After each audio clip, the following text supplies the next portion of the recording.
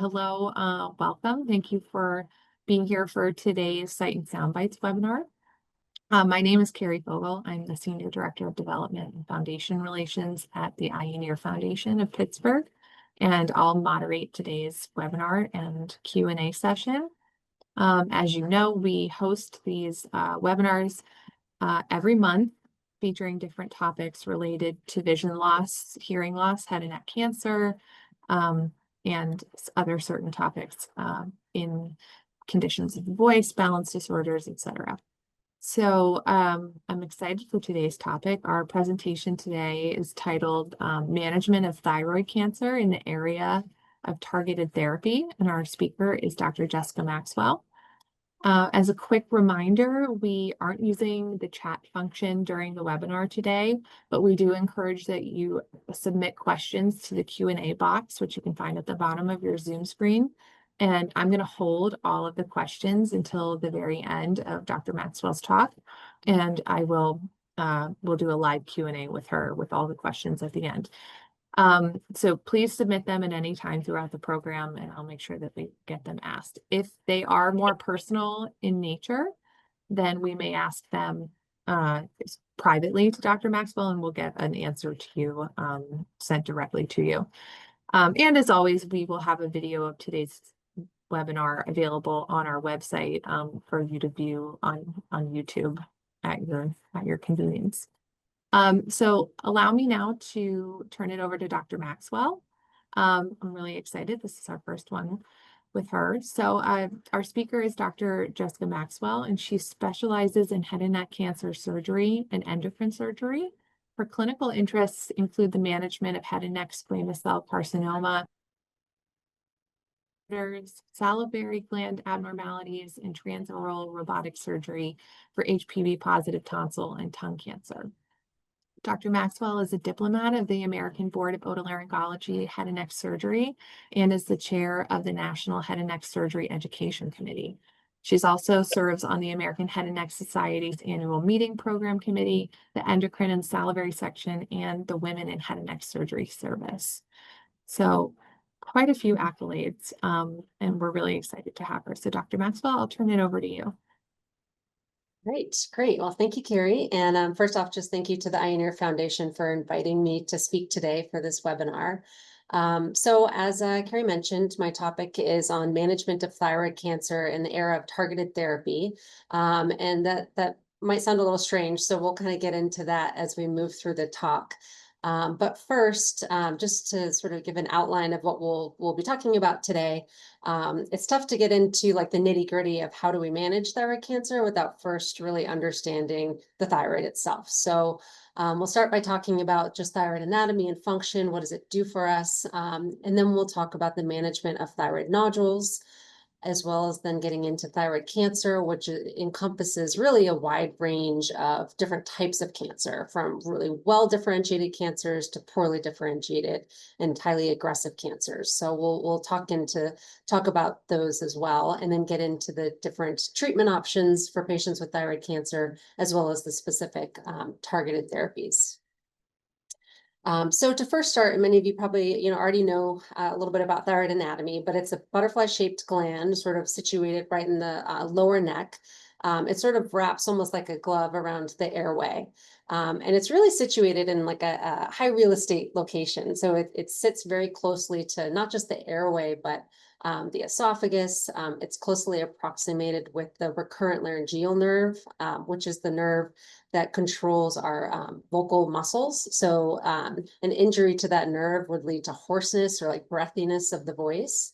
It also sits closely to the superior laryngeal nerve, which is the nerve that controls our pitch, so our ability to really hit those high notes. And it is also closely approximated with the parathyroid glands. So these can often be confused with the thyroid, but the parathyroid glands are actually 4 very small glands that 2 on each side sitting underneath the thyroid gland, and they regulate our calcium levels.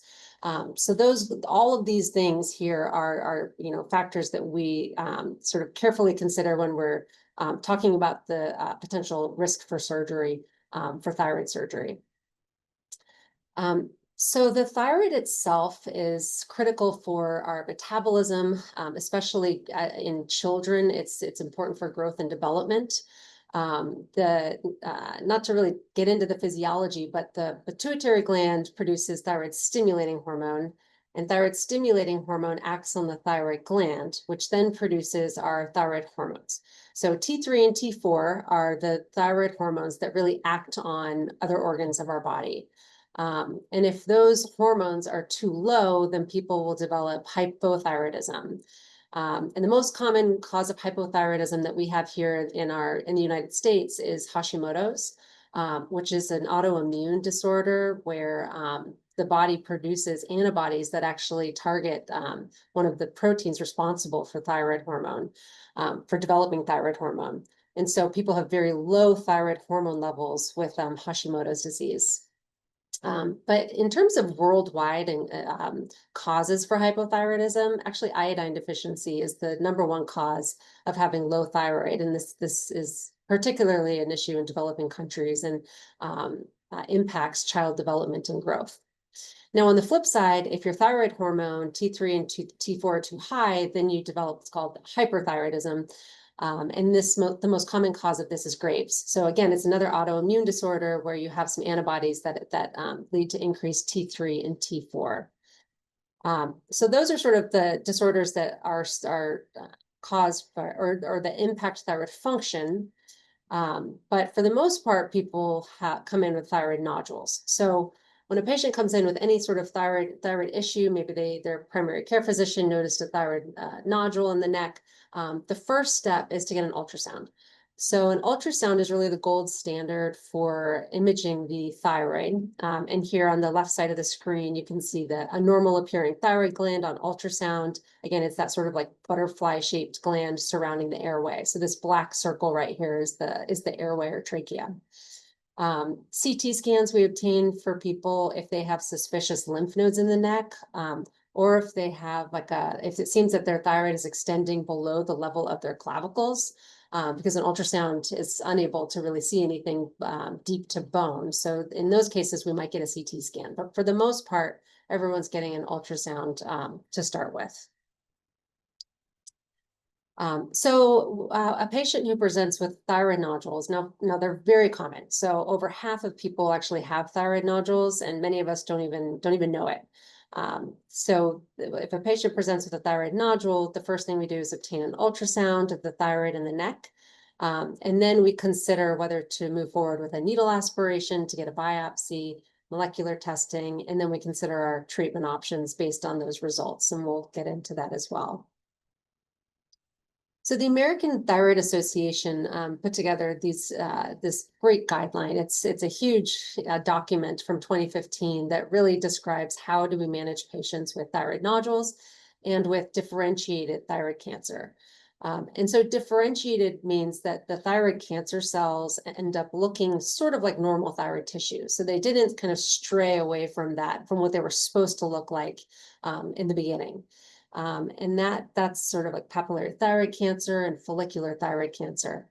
But these guidelines give us a risk of malignancy. They tell us sort of when do we biopsy patients, how do we manage those patients with thyroid cancer, and then also get into the surveillance recommendations for patients following treatment for thyroid cancer. We're eagerly awaiting the 2025 guidelines. They should be coming out any minute. But as of now, we're still using the 2015, even though they're about 10 years old now. So when we get an ultrasound for a thyroid nodule, we're looking at all of these different factors that tell us how worried we should be that there could be some thyroid cancer cells in there. So things that are worrisome are being like solid nodules. Hypoechoic means that the nodule itself is a little bit darker than the surrounding tissue, like this patient of mine here. With thyroid cancer, you can see the nodule itself is much darker than this surrounding gray thyroid tissue. Irregular margins, like any cancer, is something that we always worry about. Having little punctate areas of calcifications, these little white dots, those are signs that there's calcium in there that could be a sign that there's a papillary thyroid cancer that we're dealing with. if it's taller than wide, and then if there's any extra thyroidal extension, that makes us worried that we're dealing with a thyroid cancer. And that means if you see that it looks like there's involvement of any of the muscles surrounding the thyroid gland, that's a sign of extra thyroid extension. So the ATA guidelines have really put together this nice atlas of thyroid nodules, and it really tells us as clinicians, like, when should we do a biopsy?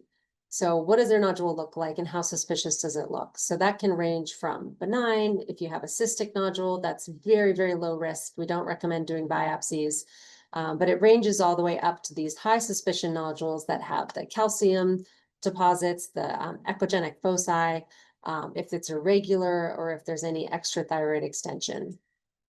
And then based on that, we have recommendations, sort of cutoffs for when to perform a needle aspiration.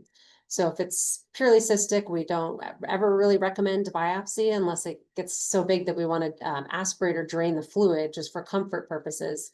But if it's a highly suspicious nodule, then we're typically recommending needle aspiration when it gets to be greater than 1 centimeter. And TIRADS is actually a nice system that we've been using for the past few years or so, and it really sort of provides a guideline for when ultrasonographers are looking at these nodules and coming up with like a grading system. So they take into account all these different factors that we kind of just talked about on the thyroid nodule, and then they give people a score. So your nodule would get a score ranging from like 0 points to 7 points, and then it will have a TIRAD score, from 1 to 5. And based on that TIRAD score, then we determine whether or not to biopsy the nodule, depending on how large it is. So if you're a TIRAD 3, kind of right in the middle, we don't recommend biopsies until the nodule gets to be greater than 2.5 centimeters. But if you're all the way at the TIRAD 5, which is a really suspicious nodule, then you would get a biopsy at 1 centimeter. And that's sort of why when patients have different size nodules, we're not always just rushing towards a needle biopsy, but we're sort of looking at all those little suspicious findings on the nodule itself. And we don't typically recommend biopsying less than 1 centimeter, because even if it is cancer, a lot of times we can just follow it. We don't necessarily need to do anything about it. So fine needle aspiration. So I perform these procedures in clinic every week. They're very, straightforward, take about 20 minutes. There's no preparation. The patient can have it done without any pre-treatment or anesthesia. I do use some lidocaine to inject into the skin to make it more comfortable. And then we just aspirate some of the fluid from the nodule, and then the cytotechnician or the pathologist will come up right then and there and look at it under the microscope and tell us whether or not we got an adequate sample. And then from there, it goes on for testing. So this is the Bethesda classification for determining risk of malignancy based on the thyroid cytopathology. So this can range anywhere from Bethesda 1 all the way down to this malignant Bethesda 6 classification. So most people kind of fall somewhere in the middle, right? So a lot of people tend to have like a Bethesda 2, which is benign, which means we can just watch it. Or they might have a 3, which is atypia, undetermined significance, meaning there's some cells that don't look quite right, but we don't really know what to make of it or what to do with it. And then you have a risk of cancer about like 20% with that category. Follicular neoplasm is slightly more worrisome, with a risk about 30%. But there's a newer type of thyroid cancer. It's called a non-invasive follicular variant that we sort of treat as if it were benign. So even if you have a diagnosis of this, which is like a NIFT-P or non-invasive follicular variant, the risk of malignancy actually goes down when you exclude that diagnosis. So really, Bethesda 3 and 4 classifications lead to a risk of anywhere from about 15 to about 25% risk of cancer. So for patients with that risk, the question becomes, what do you do? I mean, that's high enough if you have a 20% risk of cancer in your nodule, you don't really want to sit on it. You kind of want to know, well, is it cancer or is it not? And so most people really want more information. If you have a risk of like 3% or 4%, you can be pretty sure that you're good to go. You can just watch it. There's very low chance that having any cancer in there. But for patients with this Bethesda 3 and 4, we typically, over the past probably decade, have been using these molecular studies to determine whether or not it might have cancer in it. So these studies, there's a few different ones out there. Thyroid was actually developed here by in our pathology and cytology department. And it is great in terms of ruling out cancer and ruling in cancer. And that's sort of what you want from a test. This is Dr. Nikiforova and Nikiforov are really sort of paved the way for this Thyroid study, which uses this next generation sequencing, or it's really genetic testing to look for mutations in thyroid cancer.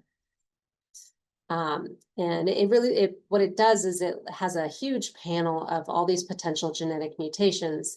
And then it will tell you yes or no whether they found any of those mutations or high risk genetic factors.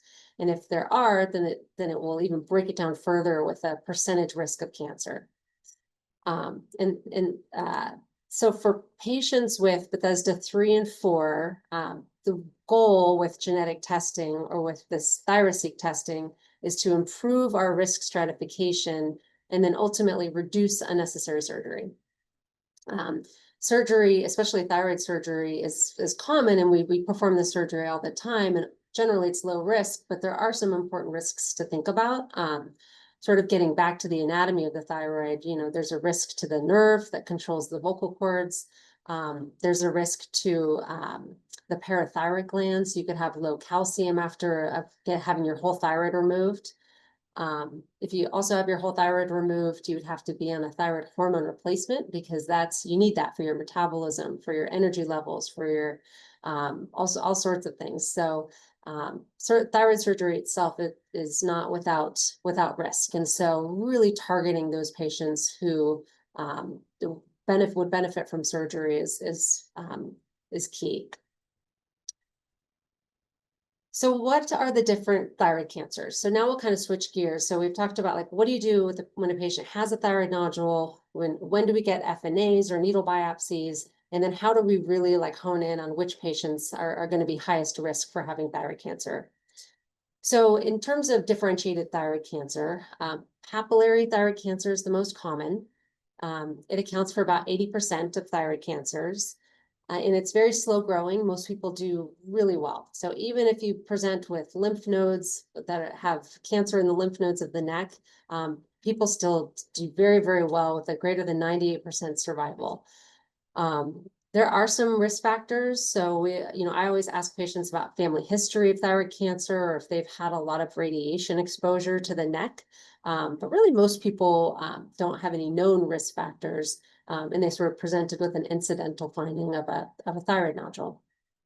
And then treatment includes surgery or active surveillance, which is another word for observation, and radiofrequency ablation and iodine therapy. Follicular thyroid cancer is a little bit less common. Second most common type of well-differentiated thyroid cancers that arise from the follicular cells, which surround the colloid, or sort of the aspects of the thyroid gland.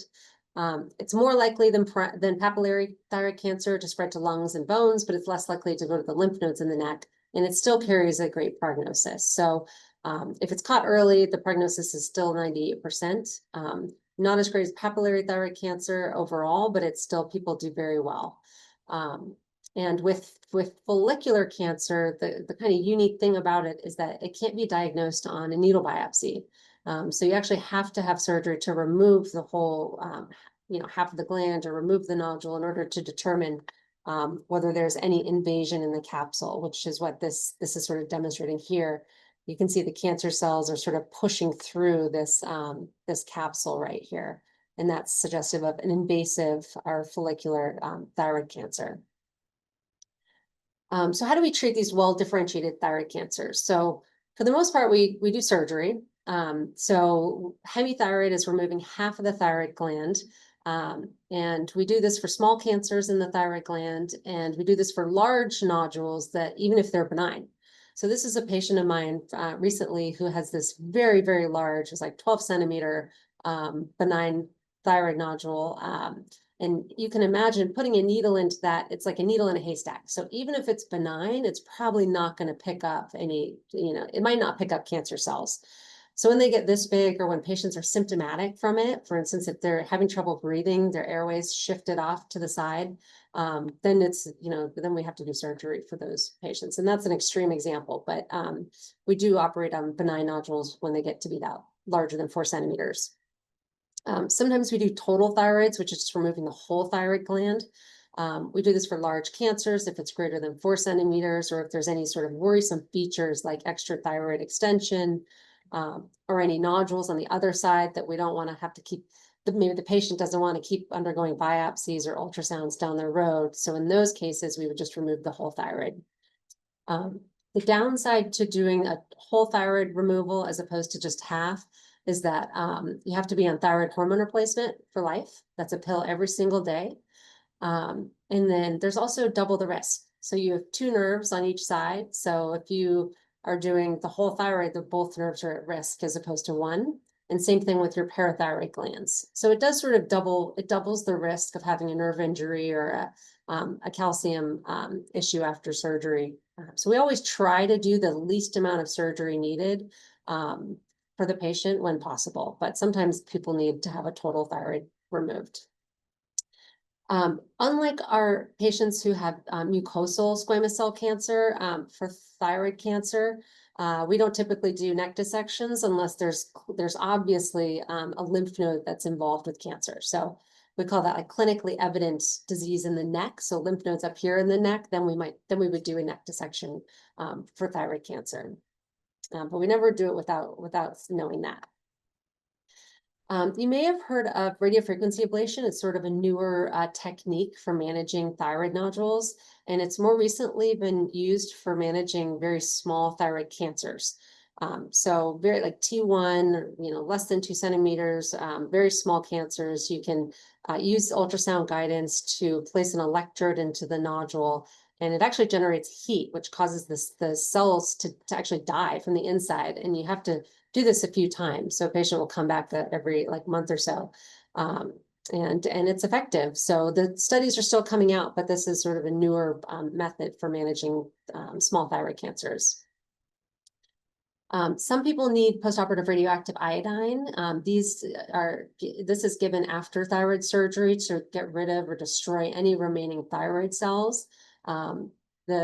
The downside is you have to avoid any exposure because it is radioactive. So people have to sort of quarantine when they get this treatment. And then what about advanced? So some people, they go through all this and they still develop distant metastases. And those patients who develop distant metastases to the lungs or bones, most of them become resistant or refractory to radioactive iodine. So treatment options become limited and survival starts to drop in these patients. And some cancers are just located in areas that make surgery either challenging or just impossible. So, if a thyroid cancer, for instance, invades into the airway, that's a significant comorbidity to any surgery or potential morbidity. It could involve the recurrent laryngeal nerve, or it could even involve the esophagus. So all of which lead to, a lot of decision-making between patient, surgeon, family as to what the best treatment option would be for those patients. So that's where these sort of targeted therapies really come into play. So for papillary thyroid cancers, the Cancer Genome Atlas looked at genetic sequencing. So it took about 500 papillary thyroid cancers and looked at all the different genetic mutations that were found in these cancers. And they found that about 96% of these cancers had some sort of mutation that was targetable. So by driver mutation really means that it's a mutation, that there's a medication or a drug that can potentially target that mutation. And so that's really interesting. And that's sort of where, a lot of research has gone into this field of recently. And this is not to look at all the words on this slide, but just to show you that thyroid cancer has a really high number of targeted mutations compared to other cancers. So, down here we have other head and neck cancers or salivary cancers, colon cancers are kind of right here in the middle, but then you see thyroid cancers like way up at the top, just below gastrointestinal stromal tumors. So over 50% of patients have some sort of mutation that we can target with a drug. So that's really, encouraging for patients who have either advanced cancer, they have recurrent cancer, so they had it and it was treated and then it came back, or if they have like a radioactive iodine refractory cancer. And so for these patients, there's these new sort of treatment options depending on their genetic mutations or molecular mutations. So for classical or conventional type of differentiated thyroid cancer, many of these patients carry this mutation. It's called BRAF V600E, and it's probably the most common mutation found in differentiated thyroid cancers. And there's medications now that really target that. So like dabrafenib and vemurafenib. And then for other more aggressive types of differentiated thyroid cancers like tall cell variant, they also carry this BRAF mutation. There's some other mutations that will like RET mutations, NTRK, and RAS mutations that all have these like medications that can be used to focus in on those patients. So this is a study that came out from the New England Journal. I don't think I have the year on here, but it was just maybe like 7 years ago, I believe. And it looked at almost 400 patients, all with thyroid cancer that just continued past the radioactive iodine treatment. So these patients had either, surgery, they got their radioactive iodine, and then they still had cancer. So these are advanced patients. These are patients who are refractory to radioactive iodine. And they randomized these patients into a group that got this lenvatinib, which is a tyrosine kinase inhibitor, versus placebo. And the results are really impressive. So the progression-free survival, meaning the chance that their cancer did not come back, was a median of 18 months for the treatment group, compared to a median of 3.6 months for the placebo group. So in patients who aren't really getting anything, I mean, it makes sense. They still have thyroid cancer, they're getting a placebo, and this is sort of the natural progression of their cancer as they go through the next 2 years. Whereas those patients who get lenvatinib did pretty well. It really like sort of prevented their progression or really kept them in sort of a remission state for a long time.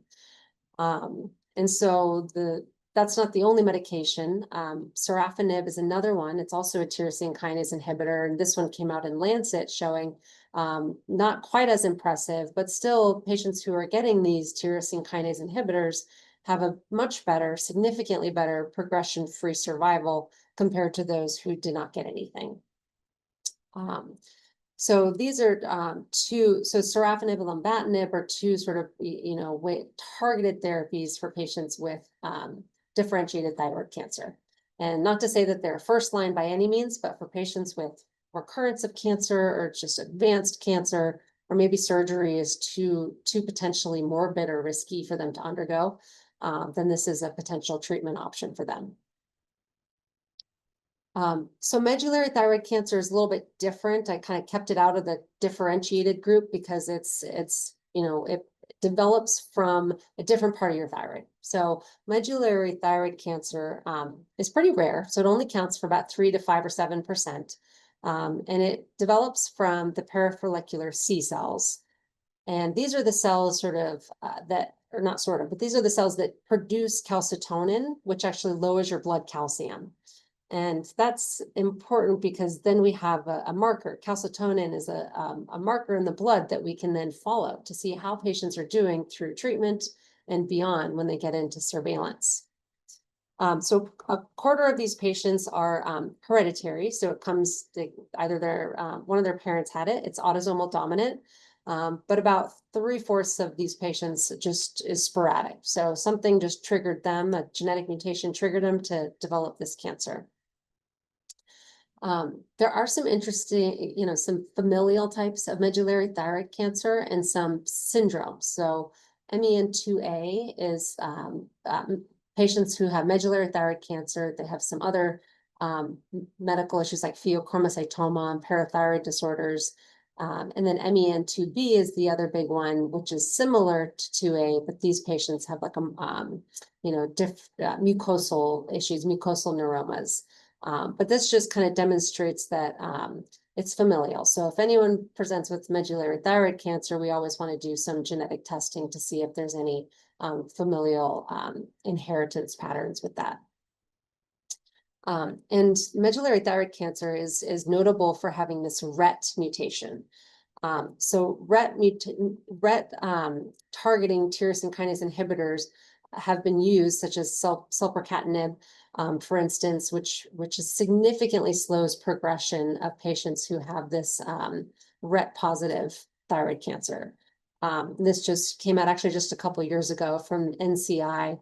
I think this was a press release showing that it's FDA approved for patients to now get sulfatinib if they have a mutation in the RET gene for medullary thyroid cancer.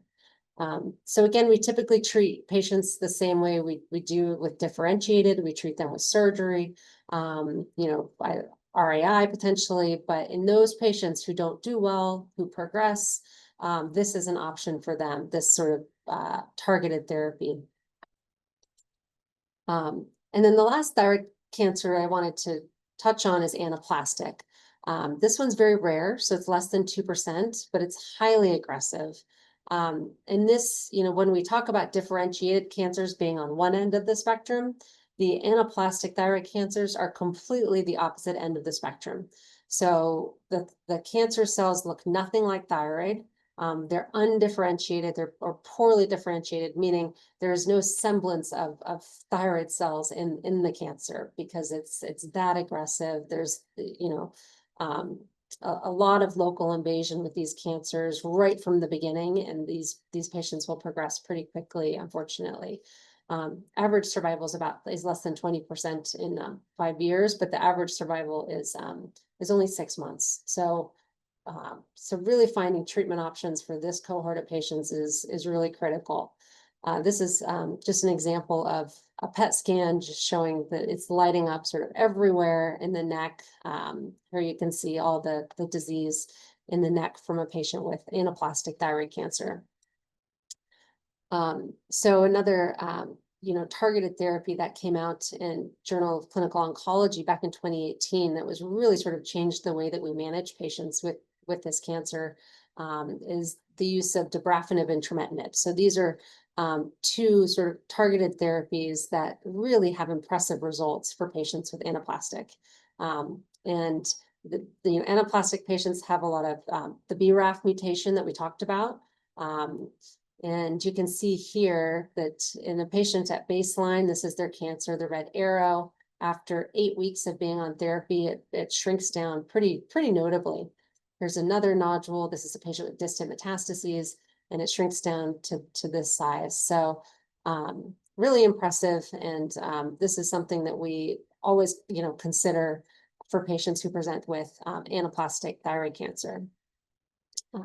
So for these patients, the critical thing is to really get them hooked up very early with multidisciplinary engagement, test them for genetic mutations, just to see if there's any targetable mutations that we can treat them with. Sometimes we do surgery and even chemoradiation therapy, but we always want to maintain quality of life.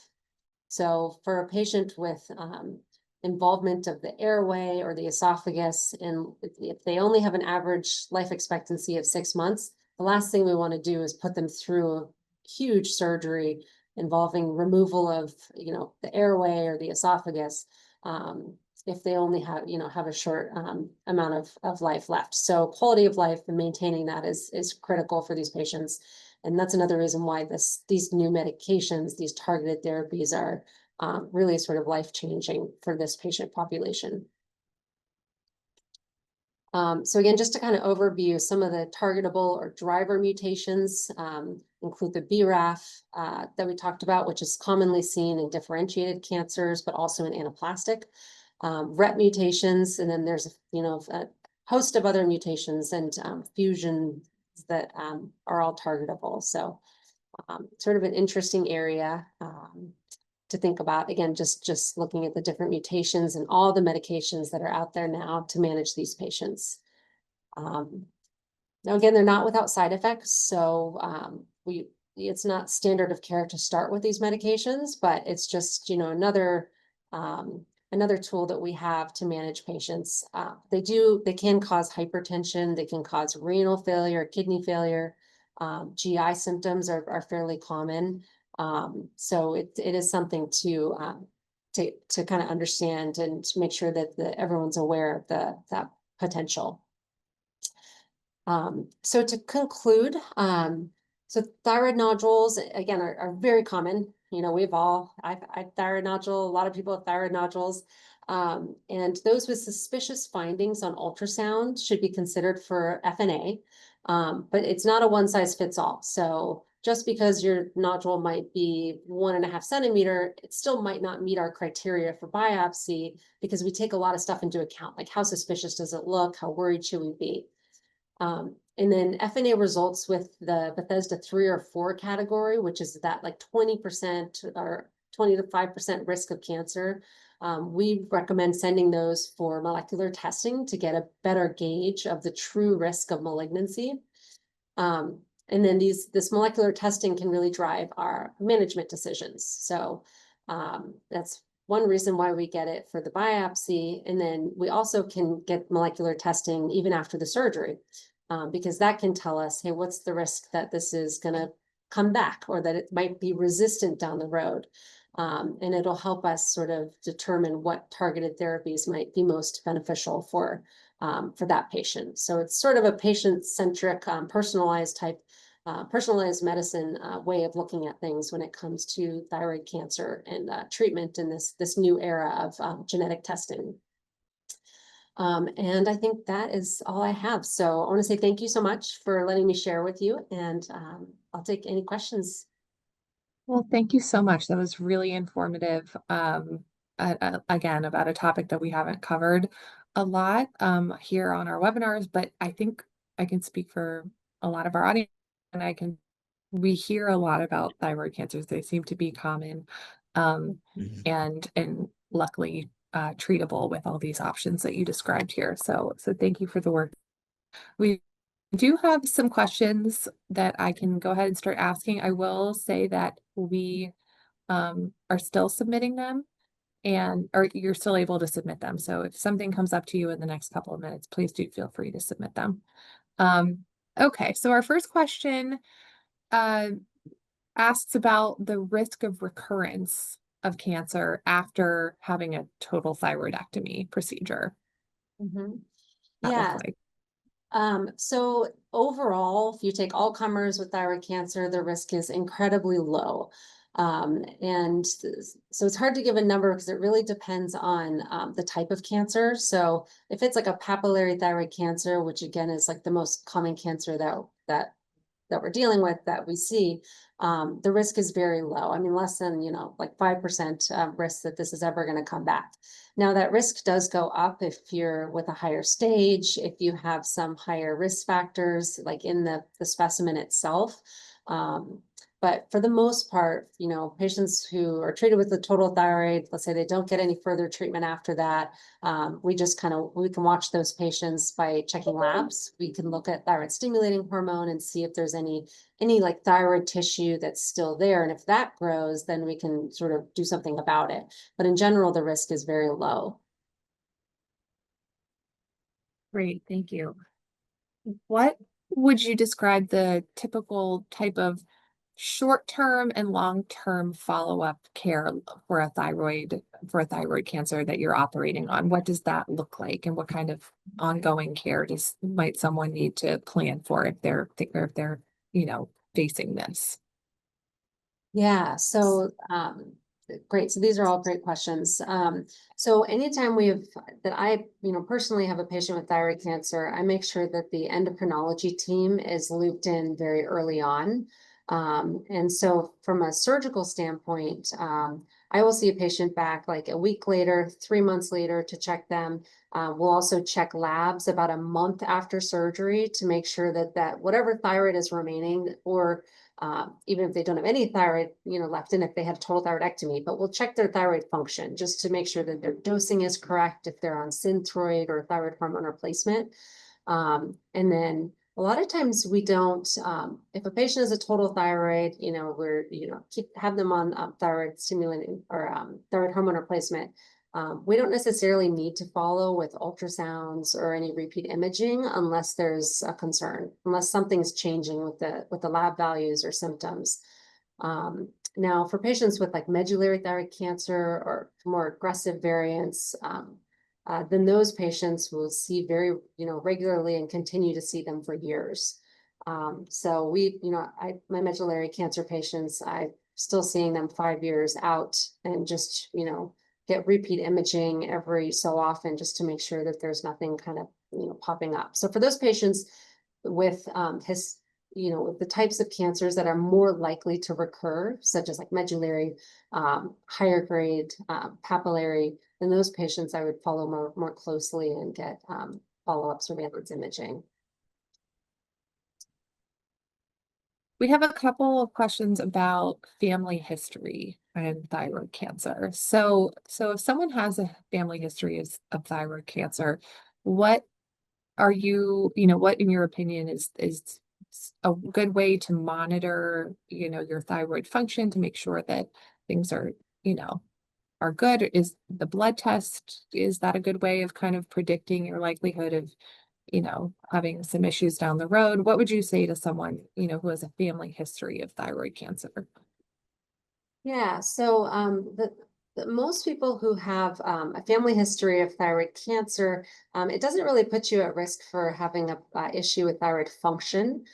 So we wouldn't necessarily need to really check thyroid hormone levels or thyroid TSH levels on labs. And so those are sort of a little bit distinct. So if you have a family history of like Hashimoto's, for instance, like you have a history, your mom, your grandma, they all have hypothyroidism or Hashimoto's, then you're definitely at risk for getting Hashimoto's. So in that case, I would say if I would let the primary physician know that that's in the family history. So if you start to feel signs of low thyroid or hypothyroidism, so that would be like feeling cold all the time, feeling like your hair and your skin is really dry, feeling like you're low energy, you're just tired all the time, then that's a time where I would recommend getting your thyroid hormone levels checked. Because it could be that you're starting to get in, become hypothyroid. Same thing with Graves on the opposite end, with hyperthyroid. But in terms of thyroid cancer, again, obviously I would let my, PCP know about that, but that will not necessarily present with a thyroid function issue. It will present with a nodule. So I would get kind of regular exams, make sure your primary care doc or ENT is really checking you for any potential thyroid nodules. But right now we're not recommending like screening for thyroid cancer based on family history. And again, the reason being that most thyroid cancers are very, people do really well with thyroid cancer for the most part. And if you have a thyroid cancer or papillary thyroid cancer that's small, like for instance, a centimeter, or less than 2 centimeters, you can just watch it for years. And a lot of places, even a lot of like countries, especially outside the United States, will do that. They'll choose active surveillance as opposed to doing any surgery.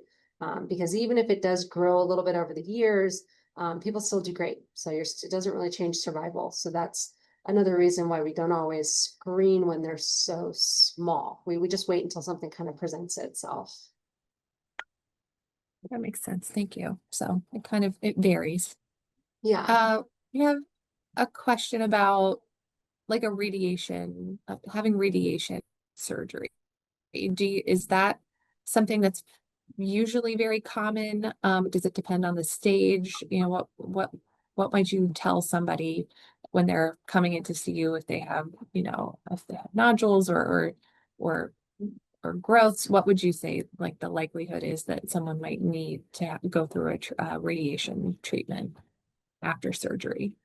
Yeah. So when when I think of radiation, I think of like the way we treat mucosal head and neck cancers. So the 6 to 8 week course of radiation. So for that standpoint, we rarely use that type of radiation for thyroid cancer. Sometimes we do for like anaplastic, or if it's a very poorly differentiated cancer. But again, that's like the less than 2% of patients. So for the most part, radiation is not typically utilized for thyroid cancer. Now that's separate from like the radioactive iodine, because that's the pill or liquid form that you would take after undergoing surgery. And sometimes people do need to get the radioactive iodine treatment as well. I see. Does that answer your That, question? I think maybe they're two different things. So, but I think so. I'm just posing the questions. So you're saying that the radioactive iodine treatment is not the same as radiation, and what we traditionally think of as radiation is not utilized as frequently. Yeah, exactly. And the radioactive iodine is much better tolerated. I mean, it's really the downside. You have to quarantine for 5 days. And it can be hard, it obviously has some side effects, but not like the long lasting side effects that we think of from radiation therapy for other types of head and neck cancer. I understand. Thank you. This is kind of a final question. I just want to say, we have several questions that have been posed that are pretty personal in nature, and I don't want to disregard them.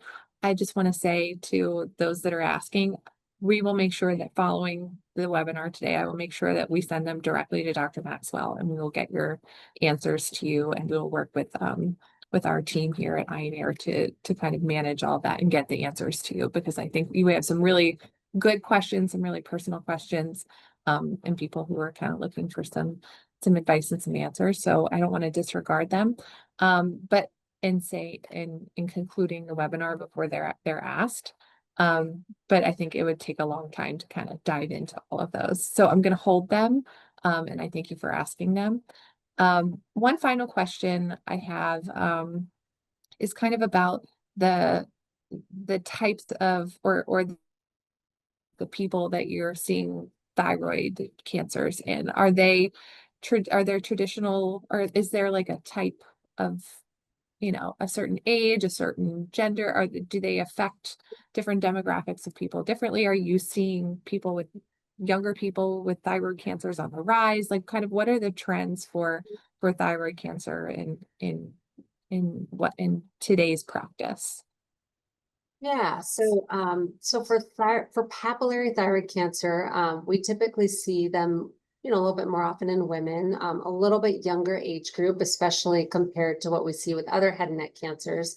And a lot of that is that risk factors are not smoking and drinking, like what we see with the mucosal head and neck cancers. So with the family history being like one of the major risk factors, we do see that in the 30s is very young, but we do see that in 40s. And I think there is a trend towards increasing rates of papillary thyroid cancer.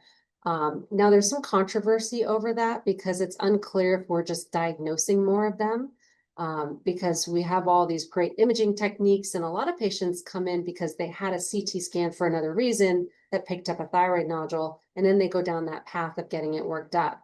And so there is sort of that. I think we are seeing more differentiated thyroid cancers, but we are also just diagnosing them more.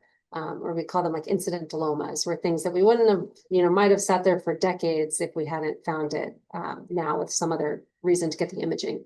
In terms of like the very aggressive cancers like anaplastic, that tends to be a little bit more common in males, a little bit more common in older age groups, 60s, 70s.